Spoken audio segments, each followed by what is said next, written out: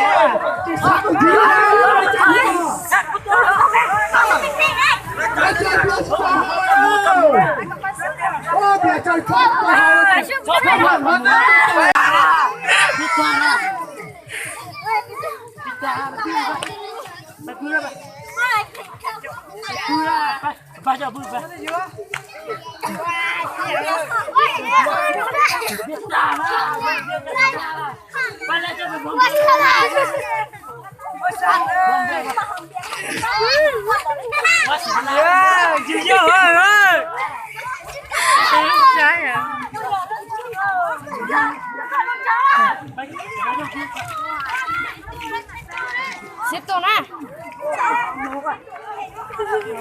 Situ dah. Iya.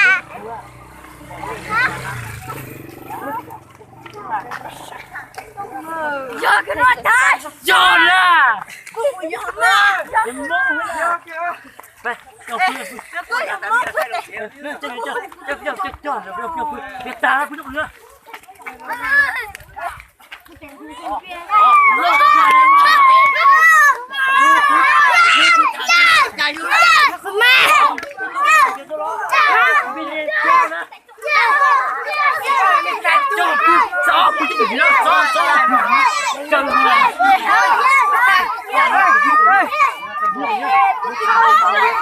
Một cái gì đó, không, không,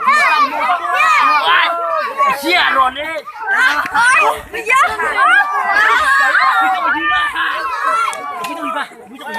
Cho vitamin vào, vào. Vitamin à? Bây giờ do nó vậy. Bay mà không biết tôi đâu, không biết đâu vậy. Không biết. Nó hắn nói rồi. Mà tôi nuôi nó, chả. Em mua từ núi mà mua từ hắn mua.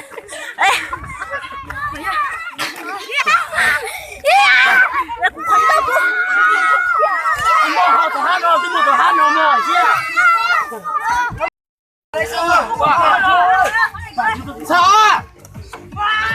Sao chưa là?